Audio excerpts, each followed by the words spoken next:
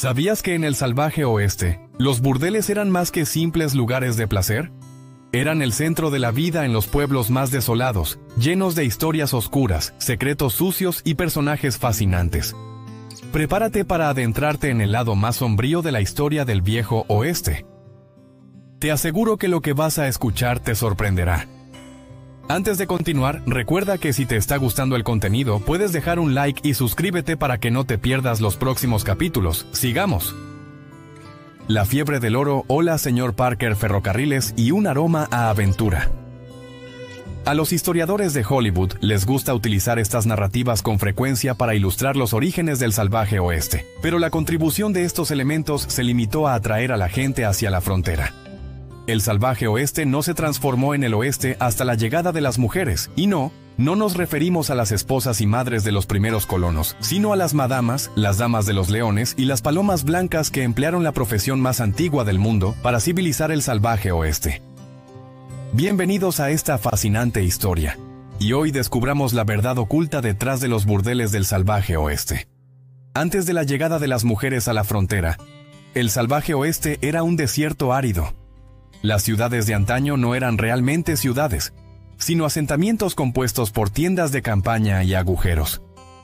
Algunos para dormir, otros para las necesidades matutinas y finalmente algunos donde los hombres encontraban la muerte.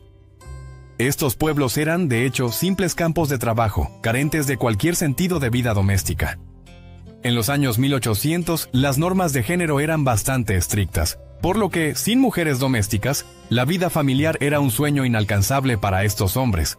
La situación era tan desesperante que los hombres a menudo se turnaban para travestirse y consolarse mutuamente, o gastaban fortunas solo para poseer las prendas íntimas de las mujeres o vislumbrar un tobillo femenino. Cuando las mujeres llegaron al oeste, se encontraron con una multitud de hombres desesperados y vieron una clara oportunidad financiera. No existía una sociedad en el salvaje oeste que juzgara a estas mujeres, y eran conscientes de que la demanda de compañía en la frontera era alta, mientras que la oferta era prácticamente inexistente, a menos que ellas la proporcionaran. Durante el siglo XIX, las oportunidades laborales para las mujeres eran extremadamente limitadas. Aquellas que se atrevían a aventurarse tan lejos eran relegadas a roles como maestras de escuela, que recibían un salario miserable de $8 al año, lo cual era considerado un trabajo de alto nivel. Otras opciones incluían ser lavanderas, empleadas o trabajadoras de fábricas. Ser trabajadora de burdel no solo les permitía alcanzar la independencia, sino que la mayoría de estas mujeres ganaban más que sus clientes, es decir, los hombres.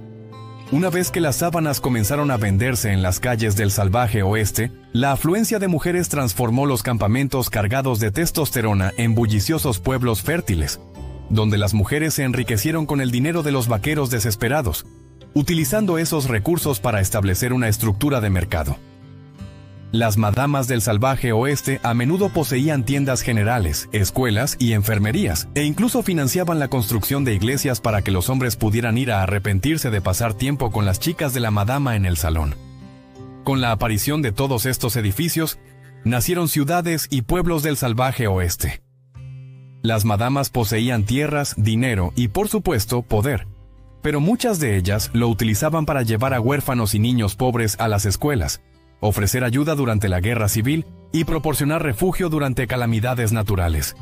De hecho, fue la influencia de las chicas del salón la que llevó a Wyoming a convertirse en el primer territorio en otorgar a las mujeres el derecho al voto en 1869. No olvidemos que el movimiento por el sufragio no comenzó en el resto de Estados Unidos hasta 1920. Por supuesto, la ley de sufragio de Wyoming de 1869 era considerada demasiado escandalosa para el resto del país. Pero Wyoming amenazó con separarse de la Unión si los hombres de Washington, D.C. no podían soportar la imagen de las mujeres votando. Con un ego masculino herido, el tío Sam revocó su demanda de abolir la ley del sufragio. Gracias a los burdeles del salvaje oeste, la idea de un estado de igualdad se propagó, y los siguientes 8 estados en aprobar leyes de sufragio fueron todos del oeste. La oficina de las palomas alazanas en el salvaje oeste podía variar entre un salón de baile, una cuna, un salón elegante o incluso la calle. Estos salones tuvieron comienzos humildes en el salvaje oeste, Los carros en los que llegaban estas mujeres como pasajeras debían hacerlo hasta que comenzaron a surgir edificios, gracias al poder político que poseían las madamas. Las palomas blancas gozaban de plena legitimidad respecto a la naturaleza explícita de su trabajo y contaban con protección, operando justo bajo las narices de las autoridades de los territorios incorporados y no incorporados. Sin embargo, las ciudades eran pequeñas y los humanos, tienden a poblarse rápidamente. Había noches en las que estos salones tenían más clientes que camas disponibles. Las damas de la línea podían contar con protección legal, pero esta a menudo se limitaba al permiso para trabajar como expertas en techos. No estamos haciendo un juego de palabras humorístico a expensas de estas mujeres. En realidad, era un término profesional utilizado por sus clientes en ese entonces. La agresión contra estas trabajadoras era bastante común en Occidente. En primer lugar, las leyes eran ineficaces para proteger la dignidad de una mujer, especialmente si estaban en el negocio de ser una chica de salón. La mayoría de las veces, las mujeres dudaban o se abstenían de denunciar incidentes no consensuados, ya que sabían que la policía no tomaría su informe en serio. La noticia de su tragedia se convertiría en el chisme de la ciudad. El temor a la muerte también representaba un peligro en el trabajo. Los hombres a veces se volvían posesivos con las mujeres o exigían más de lo que debían, lo que hacía necesario poseer la habilidad de iniciar una pelea o defender a sus chicas de hombres peligrosos.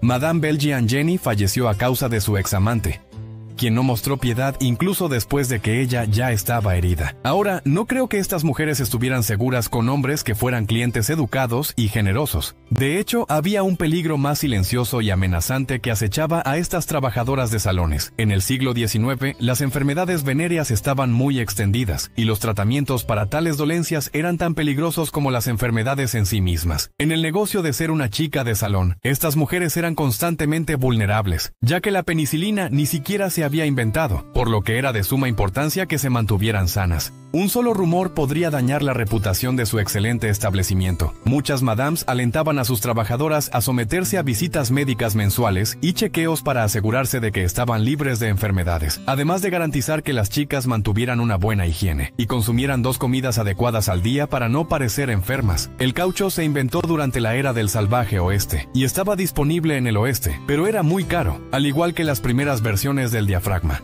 Según algunas estimaciones, el 20% de estas trabajadoras quedaron embarazadas en algún momento de sus carreras. Los embarazos eran comunes en la vida de una chica de salón y en su mayoría no deseados, lo que resultaba perjudicial tanto para su vida como para el negocio. Sin embargo, evitar embarazos también era un dolor de cabeza. Una excavación arqueológica de un sitio de burdel de la era del salvaje oeste temprano ha revelado jeringas utilizadas para inyectar mercurio, arsénico y vinagre en el cuerpo, para evitar embarazos o tratar enfermedades venéreas.